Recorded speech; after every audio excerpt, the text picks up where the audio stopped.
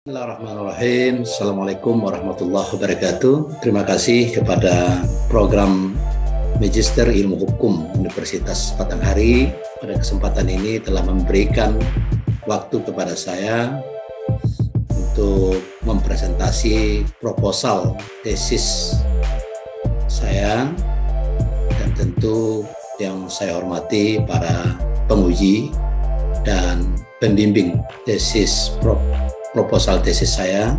Pada kesempatan ini saya akan mempresentasikan proposal tesis saya yang berjudul Analisis Putusan Hakim terhadap kasus tindak pidana korupsi dana kegiatan pendataan dan penyusunan master plan pendidikan pada Dinas Pendidikan Provinsi Jambi.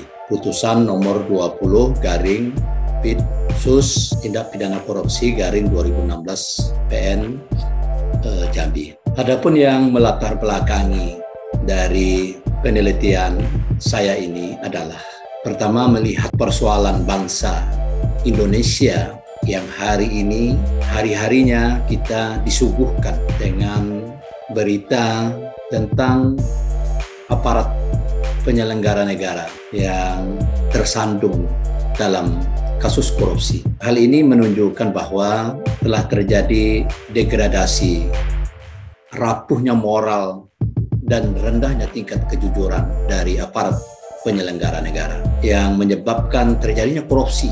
Dan kita tahu bahwa saat sekarang ini penyakit kronis yang sangat berbahaya yang mengancam semua aspek kehidupan masyarakat, bangsa, dan bernegara. Walaupun kita tahu bahwa Undang-Undang Nomor 31 Tahun 1999 tentang pemberantasan tindak pidana korupsi dan telah diubah ke dalam Undang-Undang Nomor 20 Tahun 2001 menjelaskan bahwa tindak pidana korupsi pasal 3 itu sudah dituangkan dalam 13 pasal dan 7 kelompok tindak pidana korupsi, yaitu tentang suap menyuap, kerugian keuangan negara, pemerasan, penggelapan dalam jabatan, benturan kepentingan, perbuatan curang, dan gratifikasi. Dan ini tentu yang menjadi landasan untuk mengantisipasi terhadap tindak pidana korupsi. Dan kita tahu bahwa setiap orang yang secara melawan hukum melakukan perbuatan memperkaya diri atau orang lain atau korporasi yang dapat merugikan pasal 3 Undang-Undang Nomor 20 Tahun 2001 Pemberantasan Korupsi itu juga sudah sangat tegas tentang bagaimana hukuman terhadap penyelenggara negara yang melakukan tindak pidana korupsi. Sebagai salah satu contoh bahwa ketentuan pasal 2 dan pasal 3 tentang pemberantasan tindak korupsi tersebut memiliki unsur politis untuk menyelamatkan penyelenggara negara dari ancaman pidana maksimum hingga hukuman mati dalam perkara tindak pidana korupsi, dapat dilihat dalam perkara tindak pidana korupsi yang diputuskan oleh Putusan Pengadilan Negeri Jambi nomor 20/PID/SUS TPK Jambi di dalam putusan terdakwa yang bernama Z. Dalam dakwaan jaksa penuntut umum terdakwa dinyatakan telah melakukan tindak pidana korupsi terhadap kegiatan pada Dinas Pendidikan dengan anggaran sebesar 2,5 miliar di tahun anggaran 2011. Adapun perumusan masalah yang saya angkat dalam penelitian ini, yang pertama, apakah yang menjadi dasar pertimbangan hakim dalam menjatuhkan putusan terhadap penyelenggara negara yang melakukan tindak pidana korupsi, pendataan dan penyusunan master plan pendidikan di Dinas Pendidikan Provinsi Jambi dengan perkara 20/PID/SUS TPK /2016 PN Jambi. Yang kedua, apakah penjatuhan putusan Pengadilan Negeri Jambi nomor 20/PID/SUS TPK 2016 PN Jambi terhadap penyelenggara negara yang melakukan tindak pidana korupsi, pendataan dan penyusunan master plan pendidikan Provinsi Jambi telah ditetapkan sesuai dengan tujuan pemidanaan. Adapun kerangka teori yang mendasari dari proposal tesis ini adalah yang pertama adalah teori dasar penjatuhan putusan pengadilan. Yang kedua, teori tujuan pemidanaan dan teori keadilan bermartabat. Metodologi penelitian yang saya gunakan dalam penelitian ini. Yang pertama, tipe penelitian ini adalah metode normatif yang didukung oleh data primer dan sekunder. Pendekatannya adalah pendekatan perundang-undangan, pendekatan konseptual, pendekatan perbandingan, dan pendekatan kasus. Selanjutnya, analisis bahan hukum itu terdiri dari Undang-Undang Dasar 1945, Kitab Undang-Undang Hukum Acara Pidana, Undang-Undang Nomor 20 Tahun 2001 tentang Pemberantasan Tindak Pidana Korupsi, Undang-Undang Republik Indonesia Nomor 28 Tahun 19 tentang penyelenggaraan negara yang bersih dan bebas dari korupsi dan nepotisme. Sistematika dalam penulisan tesis ini adalah bab 1 pendahuluan, itu terdiri dari latar belakang masalah, perumusan masalah, tujuan dan manfaat penelitian, kerangka teori, kerangka konsep, metode penelitian, dan sistematika penulisan. Bab 2 itu terdiri dari tinjauan umum tentang tindak pidana korupsi dengan subbab pengertian tindakan korupsi, dasar hukum tindak pidana korupsi, dasar hukum tindak pidana korupsi, hukum unsur-unsur tindak pidana korupsi, serta sanksi tindak pidana korupsi. Bab ketiga, tinjauan umum tentang penjatuhan pidana dan bab dasar hukum penjatuhan pidana, tujuan penjatuhan pidana, putusan hakim, serta pertimbangan hukum hakim. Bab keempat, ini adalah menjelaskan tentang analisis putusan Pengadilan Negeri Jambi nomor 20 Pitsus TPK 2016 PN Jambi terhadap penyelenggara negara yang melakukan tindak pidana korupsi, yang terdiri dari subbab dasar pertimbangan hakim dalam menjatuhkan terhadap penyelenggara negara yang melakukan tindak pidana korupsi.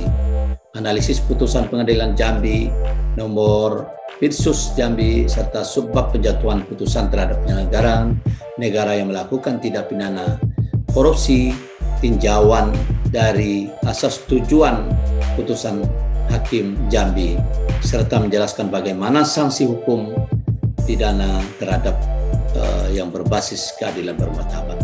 Bab kelima adalah kesimpulan dan saran. Terima kasih, kami mohon kepada Bapak Ibu penguji dan Bapak Ibu pembimbing untuk memberikan koreksi, arahan untuk perbaikan proposal ini sehingga saya dapat melanjutkan untuk ke penelitian berikutnya. Terima kasih. Wassalamualaikum warahmatullahi wabarakatuh. Namanya mesti dikonsultasikan lagi lah sama pembimbing ya. Yang pertama ini kalau untuk kutipan dari internet itu saya pikir jangan dari awal. Jadi ini Pak Iskandar dari awal aja di kutipan pertama sudah ngambil dari internet. Ya. Kan buku, referensi buku itu kan banyak. Jadi sebaiknya Pak Iskandar harus ambil dari buku terlebih dahulu kutipannya, baru nanti diselipkan yang misalnya kalau mau ambil dari internet. Kalau masalah-masalah korupsi itu banyak sekali, bukunya banyak sekali. Jadi kenapa kita harus mendahulukan yang ambil dari internet ya? Itu yang pertama. Kemudian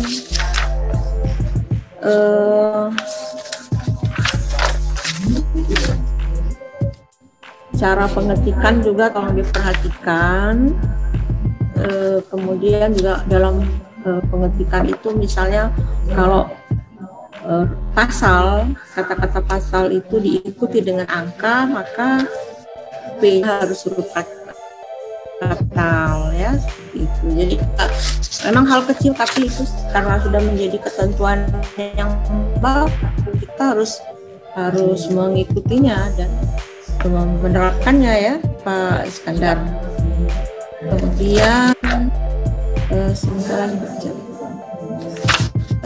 saya dalam pemikiran saya yang saya tangkap tadi, sepertinya Pak Iskandar itu menginginkan bahwa semua tindak pidana korupsi itu harus diterapkan pasal 2.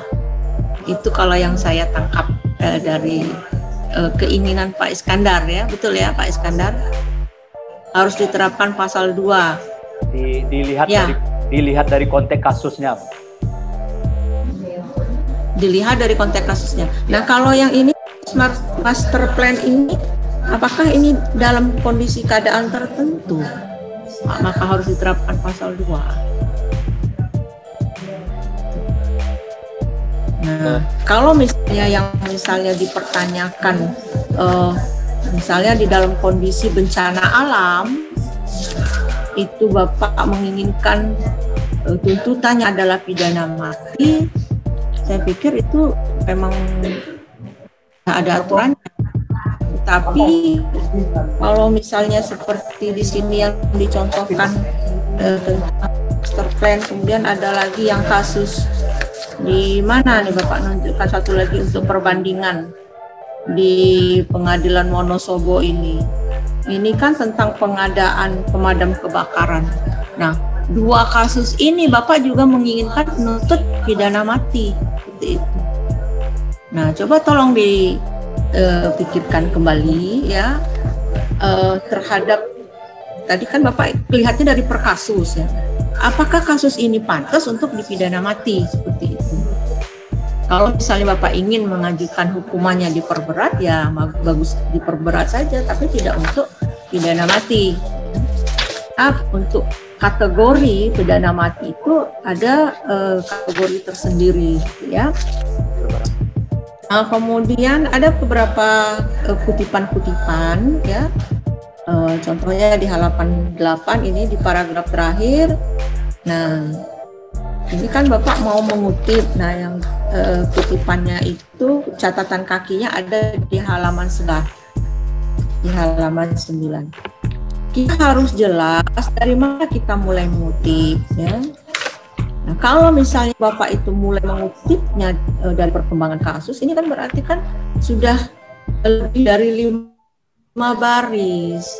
Jadi cara pengutipan untuk yang lebih dari 5 baris itu kan berbeda dengan pengutipan yang kurang dari 5 baris. Jadi itu tolong diperhatikan kembali, ya.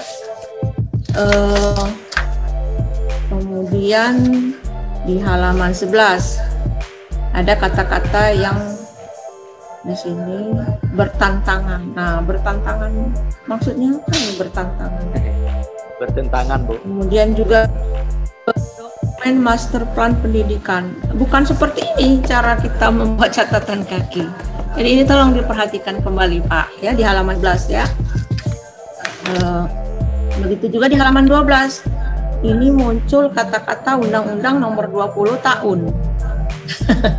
Pengertian tahun itu dengan pengertian tahun itu beda ya, Pak, ya. Tahun itu kalau tidak salah saya setan, Pak, ya. Jadi ini kalau misalnya Bapak itu misalnya membuat kesalahan di dalam pengetikan, tidak merubah arti, tidak masalah. Tapi kalau ini artinya jauh berbeda, itu jadi masalah, Pak Iskandar.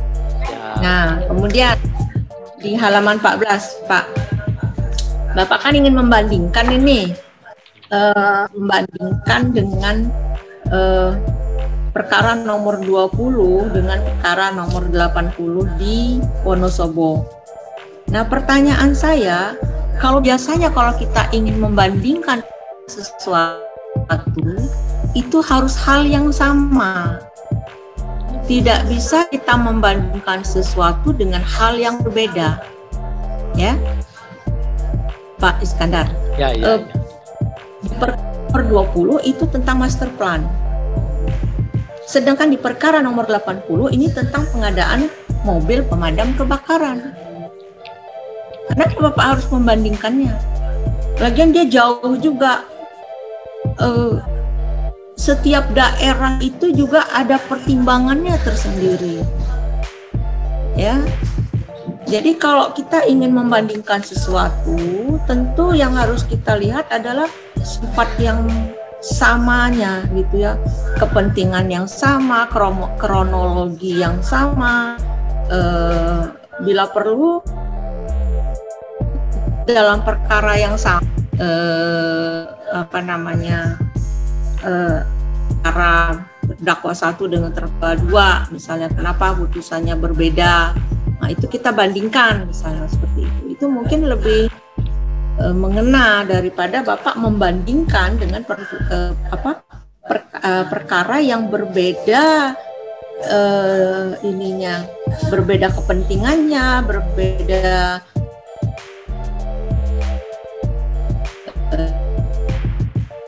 sikap terdakwanya, berbeda kronologinya, berbeda dititipkan ulang ya Pak ya. Untuk mengambil kasus-kasus yang lebih mendekati lah seperti itu ya Pak ya. Halaman 6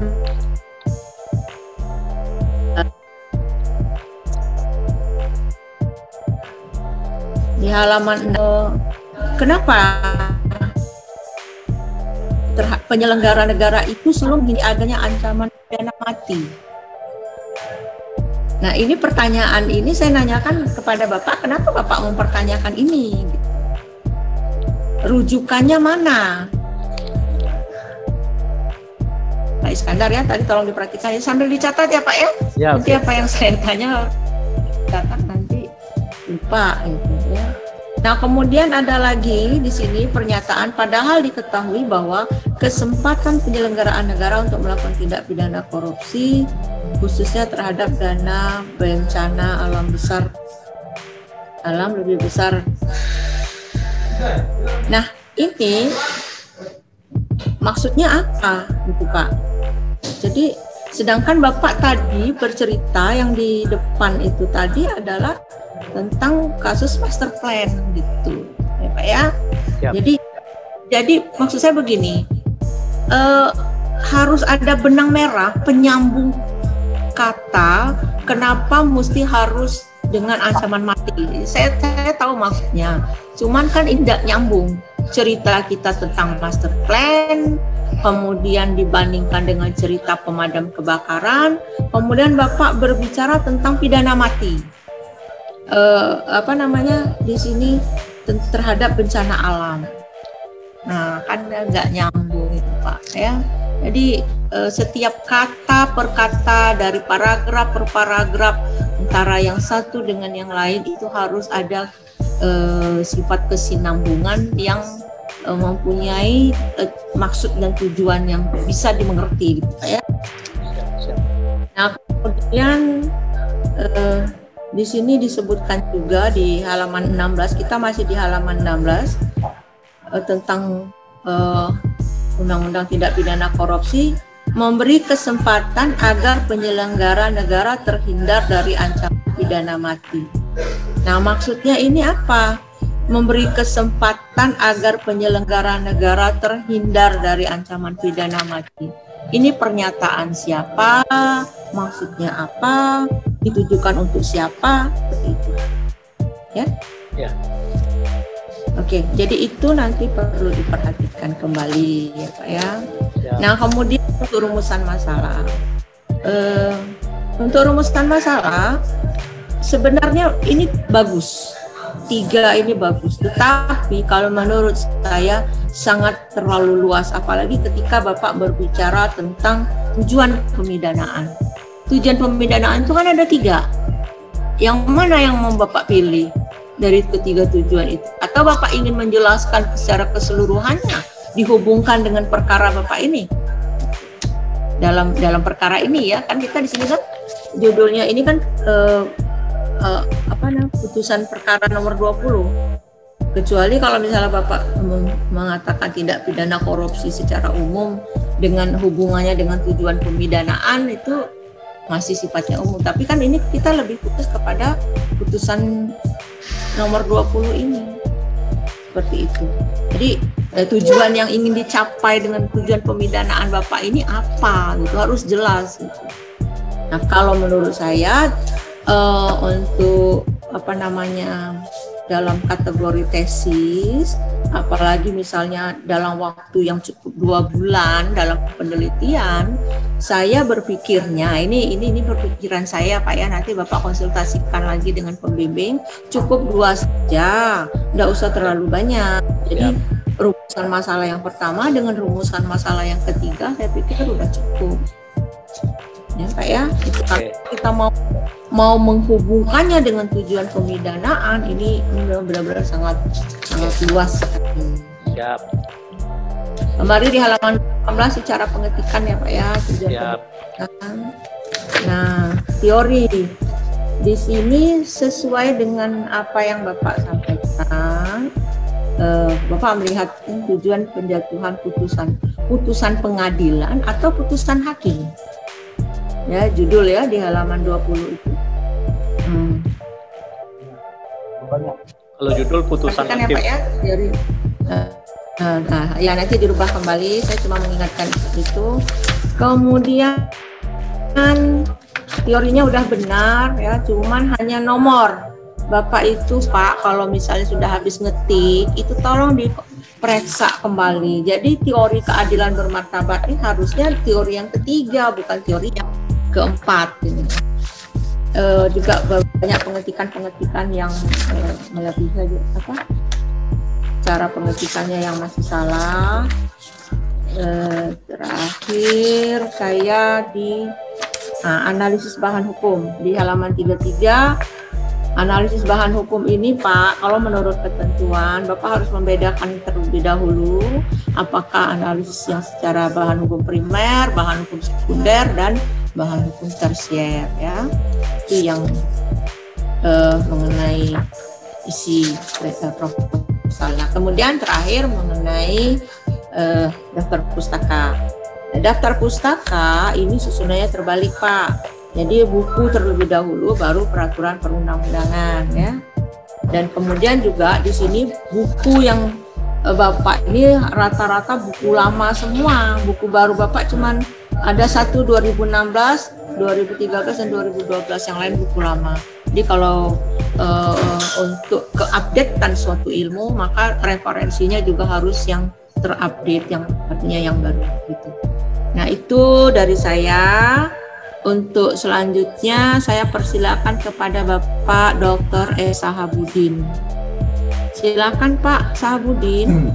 Terima kasih Bu Kang Bu. Assalamualaikum warahmatullahi wabarakatuh. Assalamualaikum. Yang terhormat Pak Ruben Ahmad. Komplaiman. Iya Be ya. Sehat Pak Ruben? Alhamdulillah. Minum kopi capaban. Iya. Yang terhormat Bu Kang Bu, yang terhormat Bu Jurnalisa dan peserta seminar yang saya menghadiri. Boleh besar sedikit suaranya Pak Sahabudin. Kalemnya suara Pak Sahabudin. Saya rasa sudah full suaranya. Oh, belum minum kopi mungkin. Belum ngopi. Jangan lupa ngopi. Paman. Ya. Baik, terima kasih. Pak Iskandar. Siap. Pertama yang harus saya komentari judulnya. Coba diperhatikan judulnya. Mudah-mudahan Bapak sudah lulus bahasa Indonesia. Kalau orang awam bacanya analisis putusan hakim terhadap kasus, seolah-olah hakimnya yang menganalisis. Kalau orang awam bacanya seolah-olah hakimnya yang menganalisis. Nah, kata-kata terhadap itu dibalikkan. Harusnya kata terhadap itu analisis terhadap putusan hakim. Ya Bapak? Siap. Oke. Terus jangan lagi ada kata kasus di sana. Ini bukan kasus lagi, ini perkara. Bahkan perkaranya sudah diputus yang mau dianalisis. Jadi harus paham makna perkara sama kasus. Nanti magister hukum dari Umbari harus paham tentang makna kata kasus dengan perkara. Jadi analisis putusan hakim, saran saya langsung ke nomornya. Analisis putusan hakim nomor sekian dalam perkara apa? Dalam perkara korupsi, kegiatan pendataan penyusunan master plan pendidikan pada Dinas Pendidikan Provinsi Jambi. Kan gampang, enak. bacanya enak, orangnya mudah ngerti kalau judulnya seperti itu. Siap. Ya, nanti saya tuliskan di sini di catatan saya, nanti saya tuliskan saran saya nih. Ya, nanti konsultasikan lagi dengan Pak Ruben dan Pak Ruslan. Kemudian berikutnya catatan saya yang harus dibenahi adalah latar belakang. Ya, latar belakangnya kurang menggambarkan problem hukumnya. Banyak ceritanya terlalu umum. Jadi Bapak langsung menukik saja, Bapak bisa konstruksikan gambaran filosofi dari apa itu putusan hakim, apa manfaatnya bagi keadilan, kemudian mengerucut pada norma hukumnya, kemudian mengerucut pada fakta hukum, kasus perkara itu, mengerucut pada putusan hakimnya, mengerucut pada pertimbangannya, sehingga muncul rumusan masalah. Jadi kelihatan nanti benang merah antara judul, latar belakang, dan rumusan masalah. Supaya kelihatan nanti ini tulisan ilmiah berupa tesis. Kemudian lagi saya langsung poin saja, mau tanya dulu sama Pak Iskandar, rumusan masalah nomor 3. Ya. Ya, 3. Ya, rumusan masalah nomor 3. Halaman 17. Bapak mempertanyakan bagaimana rekonstruksi sanksi hukum pidana korupsi di dalam sistem pidana Indonesia berbasis keadilan martabat. Apa makna rekonstruksi yang Bapak maksudkan di sana? Saya mau tanya dulu ke Pak Iskandar, apa makna kata rekonstruksi yang Bapak inginkan di sana? Coba Pak Iskandar jelaskan dulu. Oke, bagaimana rekonstruksi? Rekonstruksi ini adalah rekonstruksi ulang lagi, menata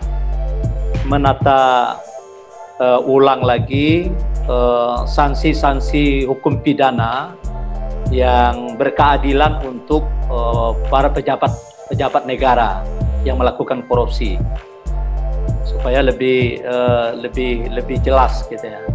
Karena kita lihat dari apa Oke, cukup, saya sudah paham.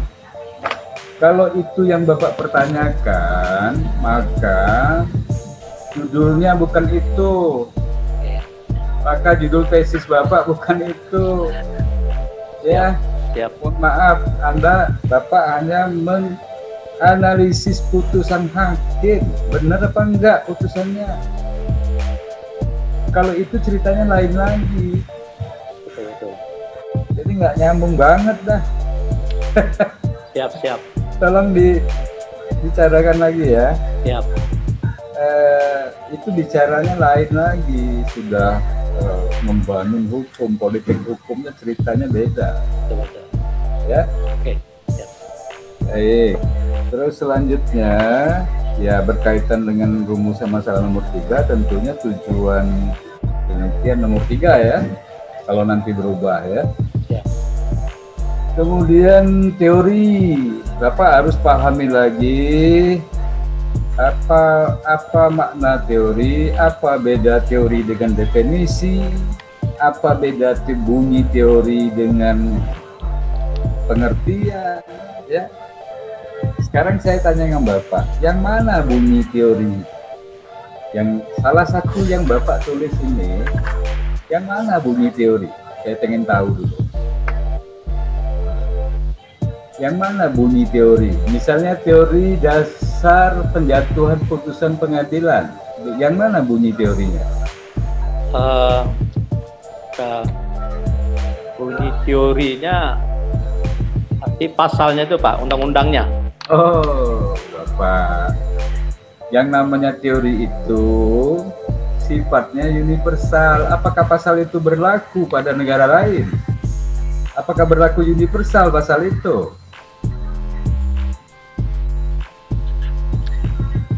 Nah, inti dari pasal itu di sana ada teori yang sehingga memunculkan bunyi pasal itu. Teorinya bukan itu. Yang memunculkan pasal 1 angka 1 misalnya putusan bebas berdasarkan pasal 191 Kitab Undang-Undang Hukum Acara Pidana dijelaskan bahwa putusan bebas terjadi bila pengadilan berpendapat bla bla bla bla bla. Apa inti bunyi pasal itu terkait dengan teorinya, teori aslinya? Teori aslinya adalah teori putusan hakim. Putusan hakim itu bersifat apa bunyi teori, Pak? Teori putusan hakim itu apa?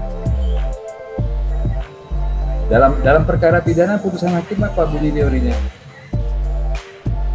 Hakim bebas menilai. Hakim itu independen.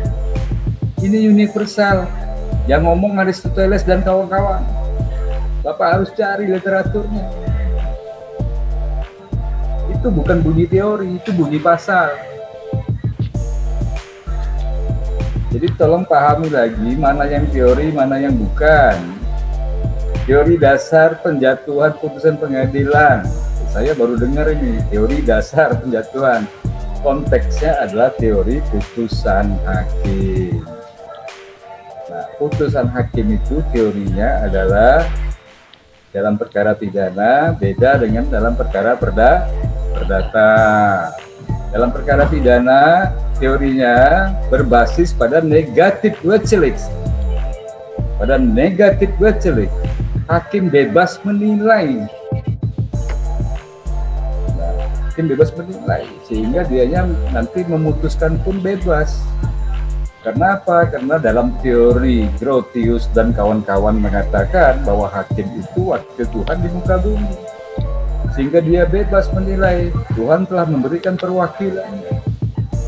Berdasarkan teori itu hakim akan mempertimbangkan keadilan. Nah, apakah keadilan yang dipertimbangkan hakim itu sudah benar dengan norma hukum, baru nanti Bapak benturkan dengan bunyi ketentuannya. Nah, itu caranya, benturkan dengan ketentuannya, bahwa teori yang digunakan hakim itu ternyata keliru misalnya, berdasarkan teori putusan yang adil. Jadi, kadang-kala kan hakim juga nggak paham juga yang namanya bagaimana dia harus memutus. Kadang-kadang banyak juga pesanan-pesanan apalagi dalam konteks ini. Ya. Jadi tolong saran saya Bapak baca lagi pemahaman tentang teori, ya. Ya. Mana yang teori, mana yang bukan. Terus menulisnya juga Bapak munculkan nama teori, bunyi teori. Terus tolong dicatat Pak, cara menulis kerangka teoritis dalam tulisan ilmiah, munculkan bunyi teori, kemudian munculkan nama teori, bunyi teori, oleh siapa, kemudian kegunaannya untuk apa dalam tulisan ini, kemudian harapannya menggunakan teori ini apa. Jadi untuk satu teori itu cukup 1 halaman saja, nggak lebih panjang lebar. Karena ini baru proposal. Nanti Bapak silakan jelaskan di bab berikutnya. Itu saran saya untuk teori. Mengenai kesesuaian teori, silakan dikonsultasikan dengan pembimbing. Saya tidak melihat adanya semacam sebenarnya adalah sedikit ngena, tapi tolong konsultasikan lagi dengan Pak Ruben, dengan Pak Ruslan. Misal tadi seperti saran Bu Ika, teori tujuan pemidanaan, kalau memang itu yang mau diangkat dari aspek tujuan pemidanaan, teori mana yang mau dipakai? Karena konsekuensinya kalau tiga-tiganya Bapak tulis, tiga-tiganya harus Bapak jelasin nanti di tesis. Ya Pak. Ya, siap. Pilih aja salah satu lah, nggak usah banyak-banyak. Kalau memang teori pemidanaan mau dipakai, kita mau pakai yang mana? Tapi yang jelas di Indonesia menggunakan teori gabungan ya. Oke, teori gabungan. Terus yang juga saya komeni masalah metodologi halaman berapa nih? Halaman 30 ya. Ya. Nah, Bapak lihat itu ada di atas sekali ada tulisan data primer. Di atas sekali baris kedua. Halaman 30. Ya. Tipe penelitian dalam penulisan tesis ini menggunakan metode penelitian normatif yang didukung data primer. Nah, pas kata data primernya ini kacau. Ya. Tipe penelitiannya betul normatif tapi nggak nyambung sama kata berikutnya yang didukung data primer. Harusnya data sekunder. Ya Bapak. Siap, siap.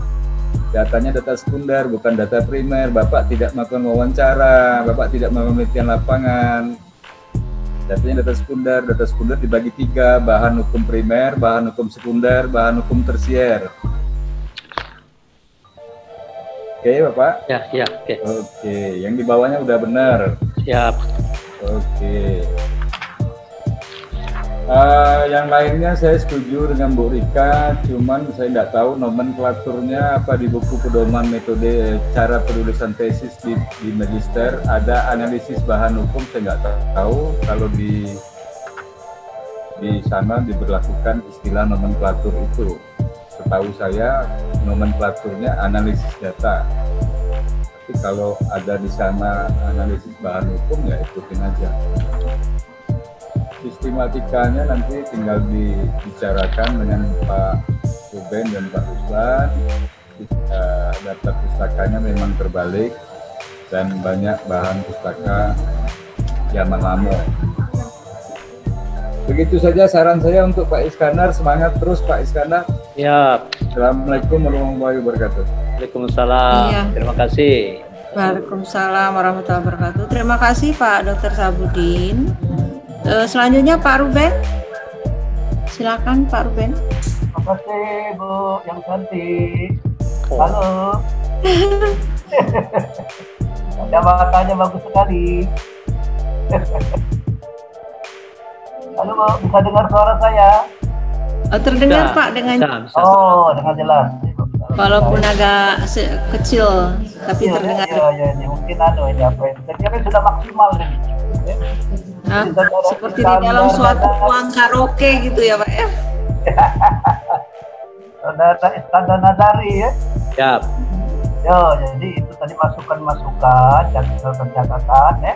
Ya. Yang nanti dipikirkan kembali, dia renungkan kembali, Siap. dikonstruksikan kembali, Ya. mana hal-hal yang relevan untuk menjadi masukan dalam perbaikan proposal ini. Tentu semua masukan itu kita hargai, tapi harus dipilih mana yang relevan kita ambil untuk perbaikan, dan tidak relevan tentu kita keluarkan, untuk perbaikan kita proposal tesis saudara. Siap. Nah, kalau saudara bisa datang ke Palembang lebih bagus ini, bisa konsultasi intern. Siap. Tapi kan ada Pak Ruslan di sana. Ya. Nanti konsultasi kembali ada hal-hal yang baik tadi dibicarakan kembali dengan Pak Ruslan. Nanti saya juga nanti saya akan berikan koreksi-koreksi tambahan. Siap. Oke, saya kira itu saja karena saya pemimpin, saya tidak perlu memberikan catatan-catatan lagi untuk perbaikan ke depan nanti lebih baik ya. Kira itu saja ya. Ibu Fedrika, terima kasih Bu Fedrika. Halo. Ya, terima kasih Pak Ruben. Ya, ini ya untuk lebih melakukan bimbingan ya pada Pak Iskandar. Pak Ruslan. Oke, terima kasih Bu Rika, Pak Ruben. Assalamualaikum Pak Sabudin. Salam. Salam warahmatullahi wabarakatuh. Ini banyak sekali benar dari para pembidik, terutama Pak Sabudin dan Bu Rika tadi ya. Saya juga mencatat ya Pak Ruben. Nanti saya harap sebelum jangan diketik dulu ya. Artinya Pak Iskandar yang diketik dulu, nanti bawa catatan itu saya juga disamakan dengan catatan saya juga, nanti baru diperbaiki. Siap. Ya, catatannya ya, bawa catatan. Saya juga bawa catatan, karena ini tidak sempat mau saya tanyakan, tapi kata Bu Rika sudahlah, nanti dalam bimbingan aja. Banyak sekali dan banyak yang perlu diperbaiki. Itu saja Pak Ruben, dan terima kasih kepada Budi pada pagi hari ini, juga Pak Sahabudin yang telah banyak memberikan masukan demi sempurnanya proposal ini untuk dipindahkan dalam bentuk tesis nantinya. Terima kasih. Terima kasih. Bye-bye. Ya, terima kasih Pak Ruslan. Ya, ada tambahan Pak Ruben? Cukup.